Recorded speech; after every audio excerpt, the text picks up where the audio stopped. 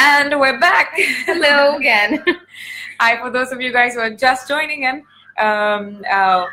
we have restarted, but welcome to the Facebook Live session. We're going to be celebrating World Cancer Day, which it might seem like a strange thing to celebrate, but I think it is an important thing to celebrate. We have to talk about the things that people sometimes are uncomfortable to talk about, and it's important to remember that cancer is a health condition. It's not a taboo. It is not a curse. It's not a punishment for bad deeds. It is a medical condition. And once we are aware of medical conditions, we can know how to take care of ourselves better. Tomorrow is World Cancer Day, and today we at Mapmygenome decided to set up this live video so that we can share some knowledge, raise awareness, and address some of your questions and help each one of us become active participants in our own healthcare. Hi, my name is Pooja. I'm the Director of Genetic Counseling at Mapmygenome. I have here with me my awesome colleague. Hi, my name is Neerajareddy, and I'm a board-certified genetic counselor at Mapmygenome. So thank you, Pooja, for bringing a really good introduction to sort of what we're doing here and why we're sitting here and talking to you about cancers, but also genetics and cancers, and what we all should be doing, to sort of remember to maintain ourselves and be happy and make sure that we're all healthy and helping other people who may have a cancer diagnosis. Let me just introduce what really cancer is. Cancer is a disease of unchecked, uncontrolled cell growth. So when we think about cancer, we know that these are cells that have been growing uncontrollably and can sometimes form a lump, which can either be those benign ones or can be something that is cancerous, or as we call it, malignant. A lot of times cancers can also spread to other parts of the body and can be called metastatic, which is maybe another term that you may have heard before. So when we think about cancers, we know that all cancers are genetic, but not all cancers are hereditary. And I'm going to let Pooja talk a little more about that. Sure. No, it's an important distinction to make. So when we say that all cancers are genetic, but not necessarily all cancers are hereditary, I'm going to split that into two halves so that we can first understand why all cancers are genetic. It's going to be important at this point to talk about what really causes cancers. We know that cancers occur because of these uncontrolled cells that grow in a way that is not considered normal because of a functioning mechanism within the body that has ceased to function the way it's supposed to. We have genes within our body, within our DNA, whose job is to make sure that it goes and looks around for some of these rogue cells that might be growing in an uncontrolled fashion. So our genes do their job of suppressing tumors and correcting some of these errors and getting rid of some of these cells, and even instructing some of these cells to self-destroy.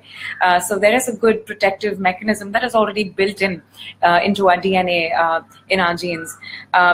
When either that mechanism stops working the way it should, or when there's an additional burden of these DNA-based changes that come from the outside, depending on what those cells might be exposed to, then there is a chance that cancer might be caused. And it is genetic because the genes that were supposed to do their job in correcting the little cells that are not normal anymore, they were unable to do their job that well. So all tumors, all malignant, all cancer tumors are formed because there has been a change in the pathway of how the cell divides and how it grows and how it ends its life cycle.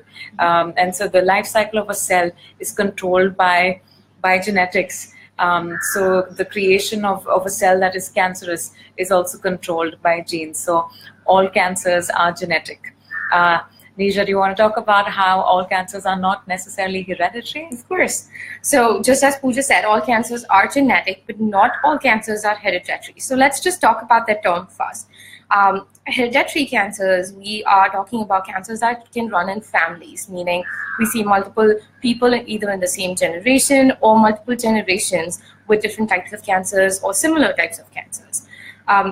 So when we think about, let's just think about all the cancers in the world. We know only 5 to 10% of those cancers are hereditary, meaning the rest of those cancers are cancers that were a random event. We don't see multiple family members with cancers. So these are cancers that are sporadic. That term really means is that we see these cancers mostly occurring in older ages, so mostly in the 70s or in the 80s. We don't typically see an early age of onset of those cancers. Of those cancers that are occurring in those later ages in life, 70s and 80s, just as Pooja said, we see that happen is because we are accumulating those genetic changes through our lifetime. When we see these hereditary forms of cancers, meaning cancers that can run in families, these may be caused due to single genetic changes that may be running in families or something that we may be inheriting from our family members. So because of this, we are predisposed or we are susceptible to an increased risk of cancers in our lifetime. And one thing that I want to point out here is that inheriting these genetic changes does not guarantee that we will have cancer. It can increase our risk, but it's not 100%. And there are many ways for us to know that information and to be able to use that information to reduce our risk in our lifetime, to reduce the risk of developing that cancer. So there are steps we can take, and this information can be helpful. Now, we do see some clusters of families where we may see some clusters of cancers in these families. There may be 1 or 2 individuals with cancers, but again, these are not cancers that are hereditary. We aren't able to identify a single genetic cause as we may be able to in hereditary forms of cancers.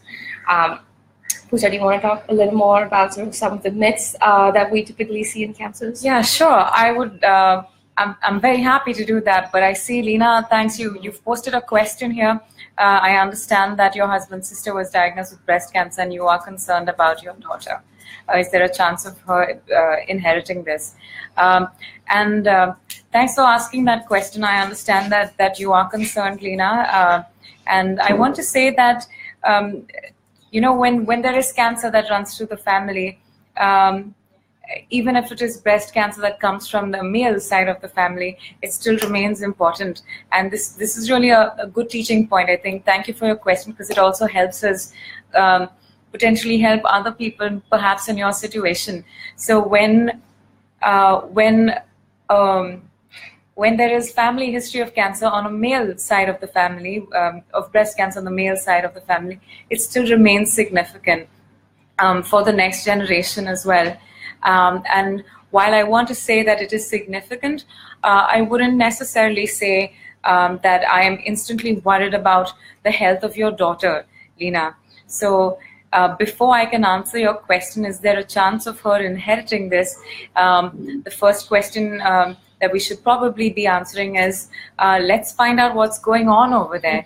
Is there a gene change in the first place in one of these genes that are known to increase susceptibility to cancer? And then once if we find that gene change in your husband's sister, then we can look for that gene change in your husband. And if he also inherited the gene change, then we could talk about what that means for your daughter's health. Usually cancer genetic testing is done for adults only, because cancer is an adult onset condition. So I understand that you're concerned for your daughter's health and well-being, but depending on how old your daughter is, she might want to make that decision on her own, because this is information that is irreversible, and some people might want this information, some people might not want this information, and that really depends on what would they do with that information. And I think everyone responds to genetic risks and genetic information, sometimes genetic uncertainty, in a different way. But I guess the long-winded answer to your question, all right, thanks. So I understand your daughter is 13. So I understand your concerns. I don't think right now I want to first of all be reassuring to say at 13 years of age, breast cancer is not something that is of concern. So while I acknowledge and understand that as a mom that you're concerned about your daughter, I can tell you right off the bat that for a 13-year-old, the possibility of experiencing breast cancer is very, very unlikely. So I'm not too concerned about that at all. What I would do instead is encourage your husband to set up a genetic counseling appointment with one of our awesome genetic counselors at Mapmygenome, so that we can do a detailed family history documentation for who in the family, in addition to your husband's sister, was diagnosed with cancer, be it breast cancer or ovarian cancer or any other kind of cancer, how old they were diagnosed, and did they receive treatment, and did it ever relapse, and did they die from the cancer? Have they had like survival post-cancer? And it's really important to also use this as a teaching point to say that, cancer, breast cancer in the relatives of a male's family is also important, like in your case, because all of us, we're built of DNA, and we get half of our DNA from dad and half of our DNA from mom. So for your daughter, just like for all of us, she also gets half her DNA from you, Lena, and half her genes from your husband. So there is the possibility that even breast cancer risks can come down through the male side of the family. Although we might not think about, men and breast cancer, the truth is that men also have breast tissues. It's just not functional, and it's much lesser compared to the breast tissue in women. And we also know that while it's not common for males to have breast cancer, males also do have breast cancer, and in fact it is one of those important red flags, which is not relevant for your family history right now, but hopefully that addresses your question, Lena. Please feel free to type in any comments if you need more clarity, but male breast cancer, I think, is a good example of a red flag for why you should be seeing a genetic counselor. And now's a good time to probably talk about other red flags. Absolutely. So other red flags that when we think about cancers, that can be hereditary, just as Pooja said, some cancers that are a little more rare, some males with breast cancer or personal history of ovarian cancer. We may also think about multiple different types of cancers in a family. So it's not necessary that family members should have similar types of cancers. We may also see people having different types of cancers. So we may see combinations of ovarian cancers, colon cancers, prostate cancers, pancreatic cancers, melanoma. These are some common cancers that we do see in hereditary forms of cancer. And this is a good point to sort of bring out that when we think about hereditary forms of cancers, we're really talking about hereditary cancer syndromes. So we're looking for clusters of different types of cancers or non-cancerous findings. So sometimes you may see combinations of different cancers, but sometimes you may also see some non-cancerous findings. Like it could be as simple as some uncommon pigmentation that we may see, or some findings, for example, a particular type of thyroid nodules that may pinpoint us towards a genetic change that may be running in a family, increasing our risk of developing such cancers. Other red flags that we may commonly see in a family is multiple generations being affected with cancers. So grandparents, uncles and aunts, or the kids with particular forms of cancers that may pinpoint us towards these kinds of cancers. And again, as Pooja said, most of the cancers we're talking about today is adult onset cancers. And when we think about these hereditary forms of cancers, we typically try to look for young ages of onset of cancer, so mostly in the 30s or 40s or 50s. As I had mentioned before, most of these sporadic cancers, which are cancers that are not caused due to a single genetic cause, are cancers we typically see in the 60s or 70s or 80s. Other than that, we may also see rare types of cancers. So you may think about sarcomas, which is a typical a form of bone cancer.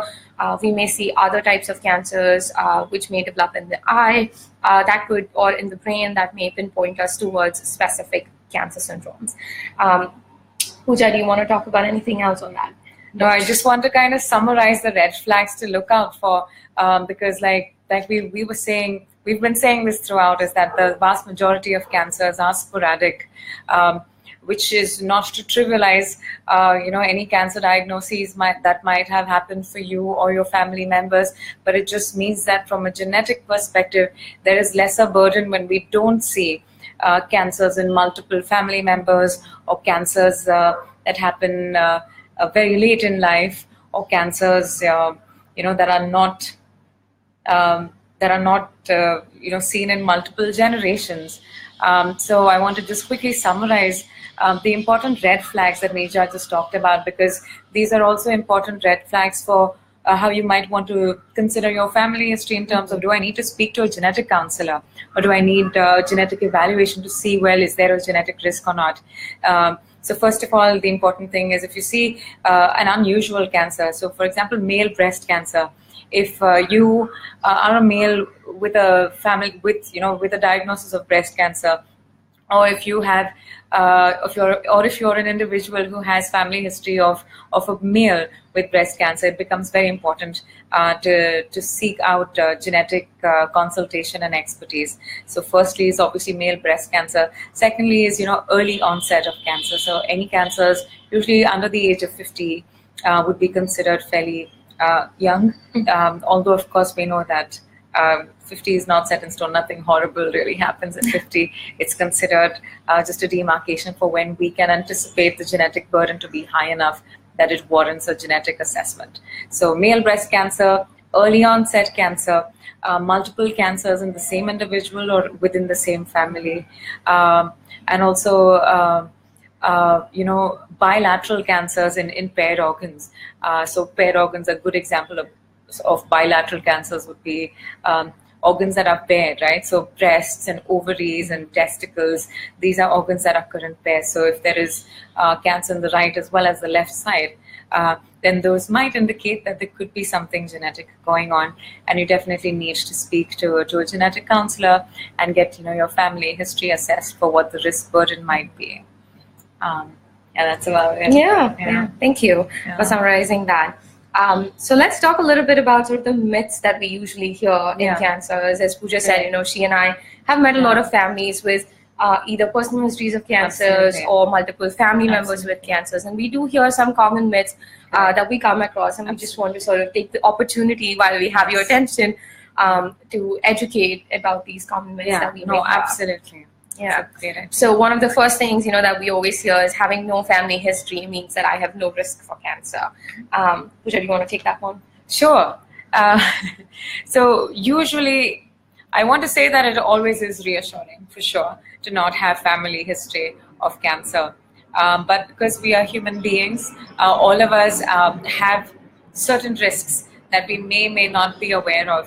So while the absence of family history is overall more reassuring than the presence of significant family history, the absence of, no family members with cancer does not necessarily mean that there is no risk whatsoever. Your risk might be lower than someone with, significant family history, but it also depends on the kinds of families that we might be looking at, and the, oftentimes the kinds of families that we're looking at as well.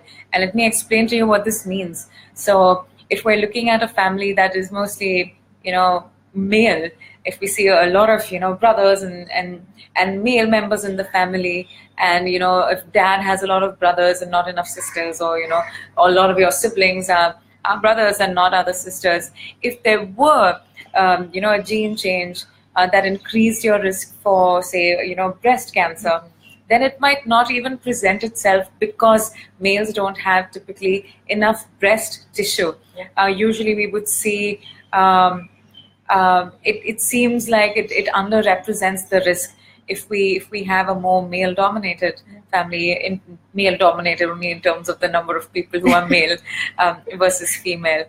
So that is one reason for why the absence of family history does not always mean the absence of risk. Another thing also is that oftentimes there might be people in the family who may have passed away younger, unfortunately, from other reasons, either heart disease or an accident even, and that oftentimes does not, if that person were to grow to develop cancer, then we have missed that, the opportunity to document that, because we unfortunately have lost the ability to follow them for an extended period of time to see whether or not they have developed cancer.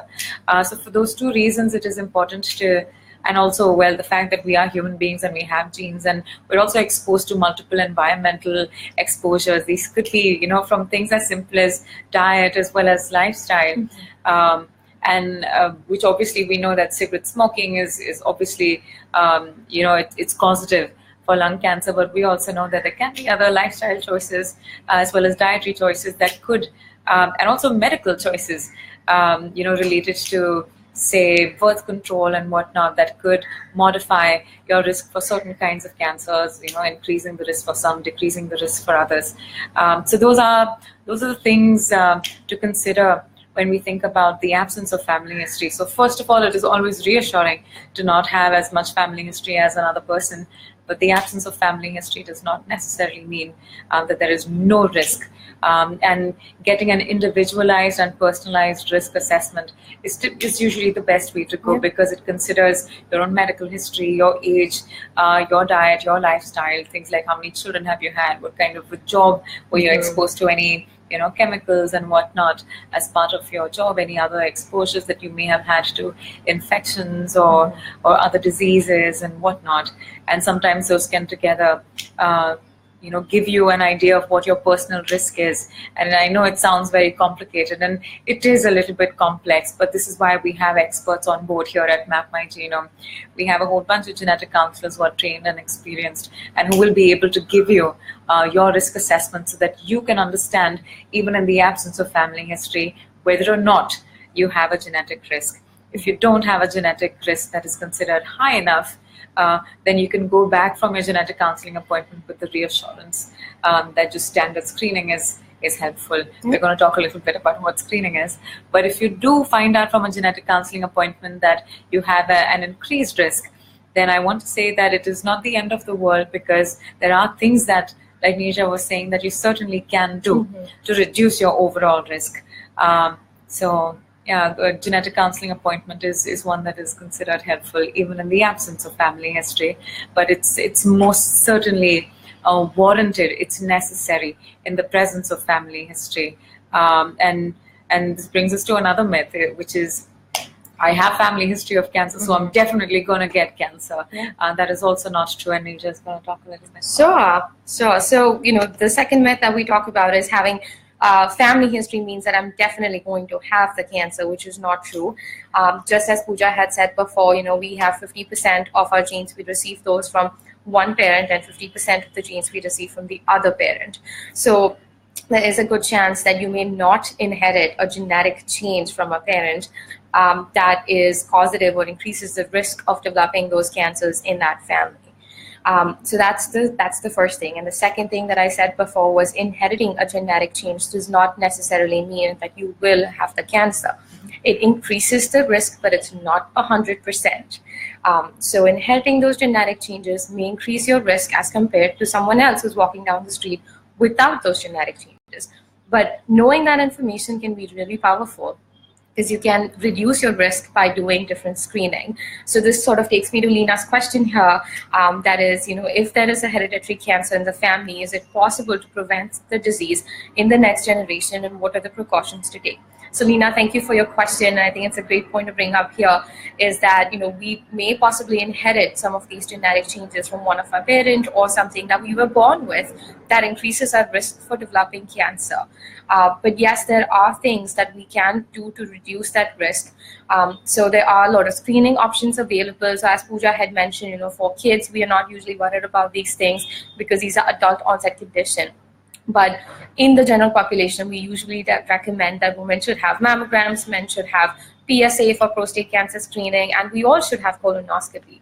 But when it comes to these inherited or hereditary forms of cancer, we may tend to say that let's start that screening earlier. Let's not wait until we are 40 or 50 to start that screening. Let's start it earlier, because we know that these cancers can occur earlier in families where we see an inherited form of these cancers, or we have these genetic mutations or changes that we inherit from our parents. So that's one thing that we can do, is start screening earlier. We can reduce our risk. And we've probably heard this, is that catching something early means that we can treat it faster and better. So early diagnosis is equal to better prognosis, and this is a very common thing we hear in the medical field. So we can reduce the risk by identifying these cancer earlier. and being able to treat them, and watching people carefully over time to make sure that there are no changes that could have been potentially missed in these families. There are some more invasive options that are available for people. Again, these are personal choices on how people decide what route they want to take. And that's why Pooja and I are here to help individuals make an informed decision by learning their options for screening, by learning their options for reducing risk, and helping them make best decisions about what suits their life so that we can reduce this risk and help them have a normal life moving forward. And yes, sometimes there can be anxiety associated with screening, and a lot of us feel that, whether we go for a regular checkup, whether we go for a mammogram or a pap smear, and these can be anxiety provoking, and they can be fearful to know what can come back, and maybe a reason why people may feel like they don't want to have screening. And while it's normal to have these feelings of anxiety and being fearful of what if I find something, and what do I do with that information, these can be very powerful tools, especially in the time that we live in. We can do something about this risk, and we can reduce this risk moving forward. So yes, Lena, to answer your question directly, yes, we can reduce the risk of developing cancers in our lifetime, and there are precautionary steps, whether it's screening, certain medications, or surgery that may be an option. So it depends on the types of cancers we see, the genetic cause for these cancers, the age that they are in, and of course the life decision that they need to make moving forward. That may all influence these decisions, and genetic counselors and physicians together can help families make the best decision, informed decision about what's the best next step for them to reduce that risk for cancer. Yeah, no, absolutely. And I want to this is also something that we talk about often, Asia, just screening, Yeah. And I think screening is really, really important. Screen is, it should be, I feel like all of us should just write that down on some wall somewhere, because there's so many individuals where a country of a whole lot of people, I don't know the exact number, but where a lot of people and a lot of cases of cancers being diagnosed, which is okay, because we know that can happen with age as well. But what is an important distinction? I mean, especially we were just recently discussing some of the stats related to breast cancer yesterday, and so in America, there's about twice as many breast cancer cases as compared to in India. So we have only half the number of cases of breast cancer as compared to in the States. But the mortality rate was twice as much in India compared to in the States. And that's just outrageous, and it speaks to the stage at which these cancers are being diagnosed. So clearly, people are screening more often in the States, and they're getting diagnosed at an earlier stage, where they can be treated more effectively. And whereas sadly in India, I want to say I read a paper that said that 3% of women get mammograms, which to me in today's day and age is unacceptable, especially for all of us, like those of you watching this live right now. Tomorrow is World Cancer Day. If you're over the age of 40, or if you're close to the age of 50, should definitely go out there and set an appointment up for screening. It's a great way to incorporate awareness and just being proactive, so that you can take care of yourself, and as well as be there for your family as well. Screening really saves lives, and that's extremely important because of the huge difference in the success rates that we see of treatment and survival for when cancer is diagnosed at an early stage versus when cancer is diagnosed at a slightly later stage. And this is true across all kinds of cancers. Yeah, and to give you another example about that, when we think about the stats of, and this sort of goes back to what Lena had asked, which is, can we do something about knowing, after we learn this information about hereditary forms of cancer? So I talked about how, screening early is important. Screening early can help us get a better early diagnosis so that we can treat it faster. And to just add some more numbers to that information, we know that when we just take breast cancer, for example, if it's an early stage, we know that about 98.9% of those cancers can be treated But when we think about cancers in an advanced disease, so let's take breast cancer again, we know only 26.9% of those survive the next 5 years. And you can see the drop in that number. The earlier we find, the better it is. And to even think about colon cancer, about 90% of those cancers, when they are identified in an early stage, have a 5-year survival. But then as compared to an advanced colorectal cancer, where only 13% people survive the next 5 years. So, screen, and that's really what we hope that's your takeaway message today. Whether or not someone has a family history, as Pooja had said, we all have a baseline risk of developing cancer, and screening is an important tool that we can use to make sure that we are healthy and make sure that if there are any changes, that we are able to catch that early and treat that sooner. Yeah, and oftentimes it's important to consider how we might sometimes just be sufficiently motivated to go get screening and go understand our own family histories. If there is a positive family history, I think sometimes it makes sense to just speak to a genetic counselor about what your risk is for developing cancer, and they will look at your family history, your medical history, and give you your own personal risk assessment. I think to personalize that risk is very important, because oftentimes people, I don't know, haven't you seen like patients in clinic where they walk in thinking their risk is like 50%, 80% and whatnot, and like haven't you found that it's usually a little bit lower than that? Absolutely. So sometimes it is really helpful to speak to a genetic counselor so they can personalize what your risk is. Oftentimes we will be able to give you reassuring information, which is always good. But when we do give you the information saying that, what, your risk is high, it does not mean that you are doomed to developing cancer. It just means that your risk is high, which means that you are now aware of your risk. We will let you know what are the strategies for risk reduction, and these could involve things like simple things like dietary modification, lifestyle modification, certain medications that might or might not be appropriate for you for primary prevention of a specific kind of cancer, if it is applicable.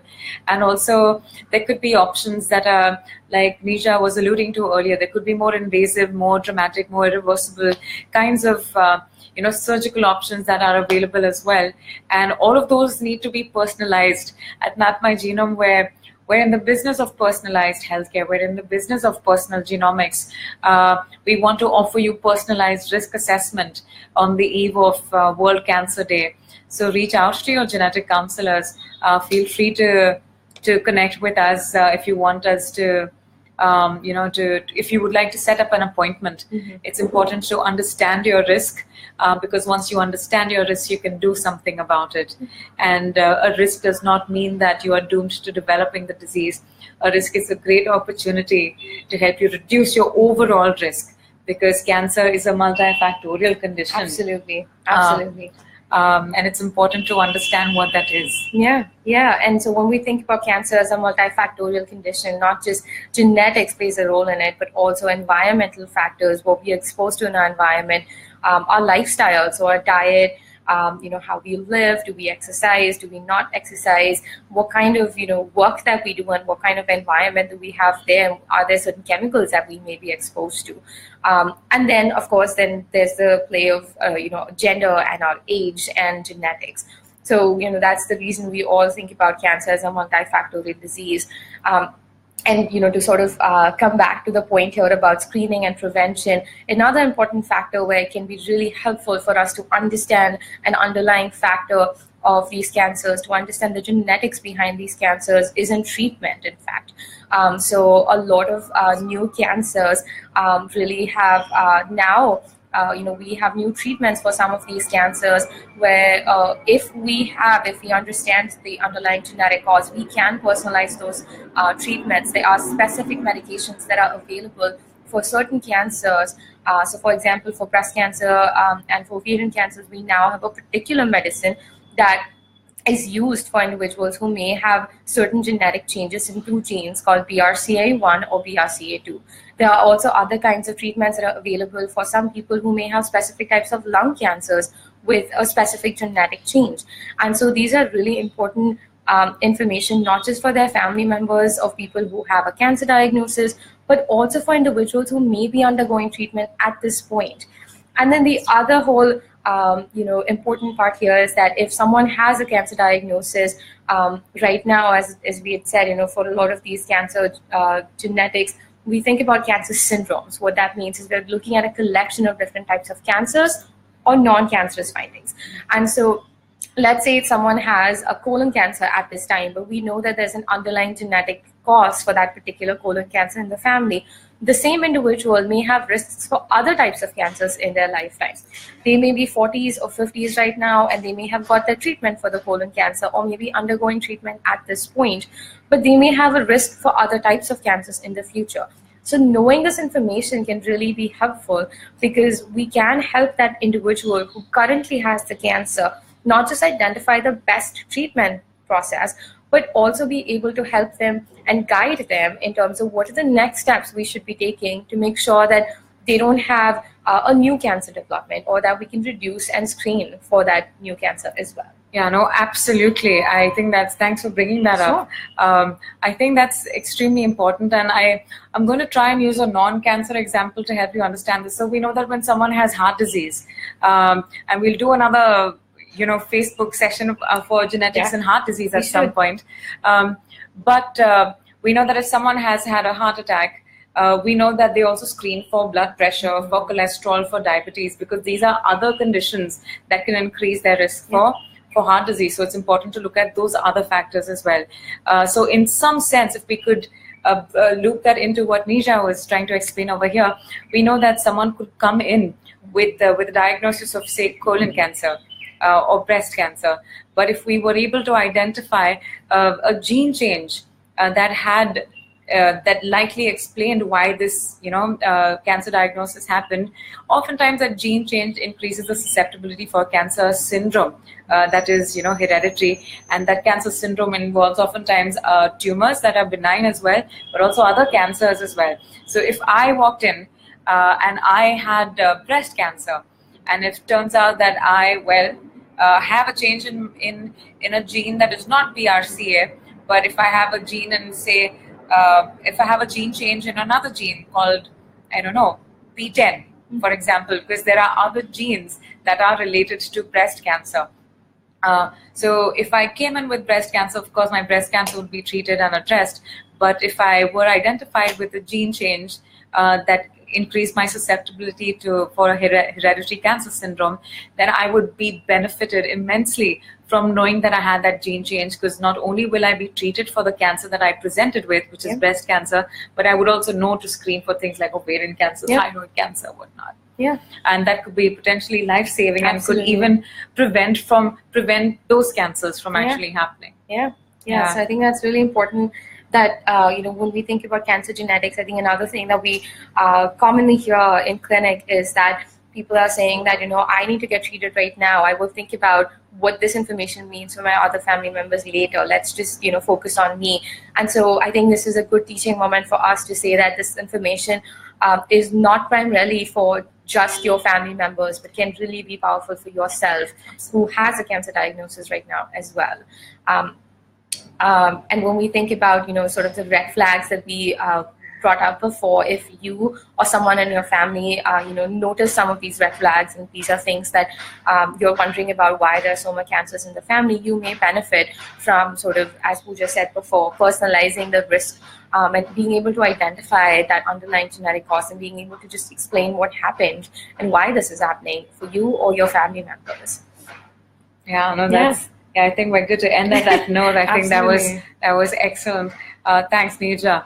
And I also want to say that just to wrap this up, knowledge is power. You guys saw the image that was doing the rounds. I believe in the information age, ignorance is not bliss. And in cancer, ignorance is certainly not bliss. So we want to be aware of our risks. We want to educate ourselves, and we want to be proactive and participate in our own healthcare. Prevention is truly the future of medicine.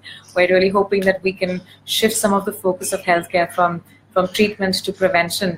And if that's something that makes sense to you and you would like to reach out to a genetic counselor, we're here for you. Yeah, absolutely. Yeah. And thank you for tuning in today, and thank you for participating with us and celebrating World Cancer Day. And we hope that everyone has learned something from today, and our take-home message for you is please screen and please ask questions. If you have questions, you're not alone in this journey.